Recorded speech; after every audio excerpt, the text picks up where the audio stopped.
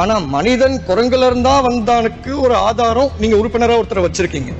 இங்க இருந்து அங்க தவறாரு கை கொடுக்க கொஞ்சம் முதுகெலும்பு இருக்க வேணாமா இல்லையா? இவ்வளவுதான் நான் கேட்கணும்னு நினைச்சேன் பிரதி தவிசாளர் அவர்கள். மலையகத்தில் உங்கள் ஆட்சி காலத்தில் எத்தனை வீடுகள் கட்டப்பட்டுள்ளது என நான் கேட்ட கேள்விக்கு இதுவரை ஆளுந்தரப்பினர் பதில் கூறாது பதறுவதாக நுவரெலியா மாவட்ட பாராளுமன்ற உறுப்பினர் ஜீவன் தொண்டமான் தெரிவித்துள்ளார். இன்றைய பாராளுமன்ற அமர்வில் கலந்து கொண்டு உரையாற்றும் போதே அவர் இவ்வாறு தெரிவித்தார். இது தொடர்பில் அவர் தொடர்ந்து உரையாற்றுகையில், பல்வேறு வீதிகள் அபிவிருத்தி செய்யாத தருணத்துல இருக்கு. அப்படி இருக்கும்போது நாங்க ஒரு வருஷம் அரசாங்கத்தில் இருக்கும்போது முக்கியமாக பொகவந்தலாவ வீதியையும் நுவரெலியா டன்சனன் வீதியையும் நாங்க சரி கட்டணும். இருந்ததிலே பிரதான வீதிகள் பிரச்சனைக்குரிய வீதிகள்னா அந்த இரு வீதிகள் தான் சொல்லணும். அப்படி இருக்கும்போது நாங்க கடந்த அரசாங்கத்துல வந்த வரவு செலவு திட்டத்துல பல்வேறு நிதி ஒதுக்கீடுகள் வழங்கியிருந்தோம், குறிப்பாக வீதி அபிவிருத்திக்கு. இதுக்கு முக்கியமான காரணம் என்னன்னா, வீதி அபிவிருத்தி இருந்தா மட்டும்தான் பொருளாதாரம் மேம்படுத்த முடியும். ஆனா இன்னைக்கு நடந்த ஒரு விஷயத்தையும் நான் உங்ககிட்ட சுட்டி காட்ட வேணும். அதுல என் நேரத்துல இருந்து நான் கொஞ்சம் பங்கு எடுத்தாலும் பரவாயில்ல. கௌரவ பிரதி சபாநாயகர் அவர்களே, உங்களுக்கு தெரியாத விதிமுறைகள் கிடையாது. அதே நேரத்துல இன்னைக்கு இந்த இந்த இந்த புகாரை நான் முன் வச்சுதான் ஆகணும். ஏன்னா இன்னைக்கு கௌரவ சபாநாயகர் அவர்கள் உட்கார்ந்து இருக்கும் போது கௌரவ அமைச்சர் ஒரு பதில் சொல்லிட்டு இருக்காரு. அந்த அமைச்சர் பதில் சொல்லும் போது அது ஒரு தவறான கருத்து, ஒரு பொய்யான கருத்து. அதை திருத்துறதுக்கு முழு உரிமை எனக்கு இருக்கு. நான் திருத்தும் பணியில ஈடுபடும் போது என்னோட ஒளிவாங்கிய வெட்டுறது, அதுக்கப்புறம் எனக்கு பதில் சொல்ல முடியாம அப்படியே நிப்பாட்டுறது, அது தவறான விஷயம். நான் ஏன் இதை சொல்றேன்னா, எந்த விதமான அரசியலும் இதுல கிடையாது.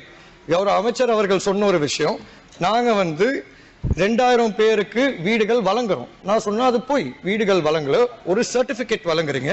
அந்த சர்டிபிகேட்டுக்கு எந்த விதமான சட்ட பலமும் கிடையாதுன்னு நான் தெரிவிச்சேன். அது மட்டும் இல்லாம அவர் சொன்னாரு, வீடை உடனே கொடுக்க முடியுமா? உடனே கொடுக்க முடியாது, நான் ஏத்துக்கிறேன். ஆனா ஒரு வருஷம் நான் அமைச்சரா இருந்த காலப்பகுதியில 1300 வீடுகளுக்கு மேல நான் கட்டி முடிச்சு ஒப்படைச்சிருக்கேன். வீதிகளும் கட்டி முடிச்சு ஒப்படைச்சிருக்கோம். நான் கேட்ட கேள்வி, ஒரு எதிர்கட்சி உறுப்பினராக நீங்க எங்கள்கிட்ட சொல்லுங்க, எத்தனை வீடுகள் கட்டியிருக்கீங்கன்னு. நேத்து நான் கேட்டேன், பதில் இல்லை. இன்னைக்கு நான் கேட்டேன், பதில் இல்லை. கேள்வி கேட்டா உடனே பதில் சொல்றாங்க, இல்ல நீங்க பதறீங்கன்னு. நான் பதறாம நிதானமா தான் கேட்கிறேன். இதுக்கு மேல நான் புத்தர் மாதிரி உட்கார்ந்தா கேட்க முடியும்? அதே நேரத்துல நான் ஒரே ஒரு விஷயம் இந்த இடத்துல சொல்ல விரும்புறேன். இது அவமதிக்கிறதுக்காண்டி நான் சொல்ல விரும்பல, ஒரு நியாயமான விஷயம். கௌரவ பிரதி சபாநாயகர் அவர்களே, எனக்கு உங்க மேலேயும் உங்களோட ஆளுங்கட்சி மேலேயும் நிறைய மதிப்பு இருக்கு. காரணம் என்னன்னா, ஒழுக்கத்தை கட்டி காப்பீங்க. ஆனா மனிதன் குரங்குல இருந்தா வந்தானுக்கு ஒரு ஆதாரம் நீங்க உறுப்பினரா ஒருத்தரை வச்சிருக்கீங்க.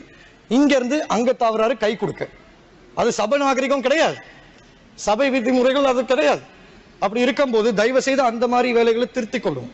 இறுதியாக ஒரே ஒரு விஷயம் நான் சொல்றேன். முந்தா நேத்து கேட்டது தான் நான் மறுபடியும் கேட்கிறேன், நேத்து கேட்டது தான் நான் இன்னைக்கு மறுபடியும் கேட்கிறேன். எத்தனை வீடுகள் கட்டப்பட்டிருக்கு? ஒண்ணு. ரெண்டாவது, நீங்க வழங்குறது காணி உறுதி பத்திரம். அதில் 237 காணி உறுதி பத்திரங்கள் வழங்கப்படுது. அதுவும் நான் தயாரிச்சது. நீங்க எவ்வளவு தயாரிச்சு மக்களுக்கு வழங்க போறீங்க? மூணாவது, எதுக்காண்டி 2000 சர்டிபிகேட்டை கொடுத்து வீடை வழங்குறோம்னு போய் சொல்லணும்? கடைசி கேள்வி, சம்பளம் கொடுப்பீங்களா மாட்டீங்களா?